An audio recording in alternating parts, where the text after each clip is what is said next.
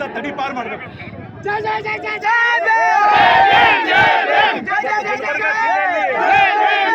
ಅನೇಕ ಕಡೆ ಇವತ್ತು ಕಮಲಾಪುರ ಆಗಿರ್ಬೋದು ಮತ್ತು ವಿ ಕೆ ಸಲಗರ ಗ್ರಾಮದಲ್ಲೂ ಕೂಡ ಒಂದು ಡಾಕ್ಟರ್ ಬಾಬಾ ಸಾಹೇಬ್ ಅಂಬೇಡ್ಕರ್ ಅವರಿಗೆ ಅವಮಾನ ಮಾಡ್ತಿದ್ದದು ಇದ್ದದ. ಅರೆ ನಾವು ಸುಮ್ ಕುಂತಿದ್ದೇವಪ್ಪ, ನಮಗ ಬುದ್ಧಂದು ಶಾಂತಿನೂ ಗೊತ್ತದ, ಬಾಬಾ ಸಾಹೇಬ್ರ ಪೆನ್ನೂ ಗೊತ್ತದ, ಟಿಪ್ಪು ಸುಲ್ತಾನ್ ಗೊತ್ತದ.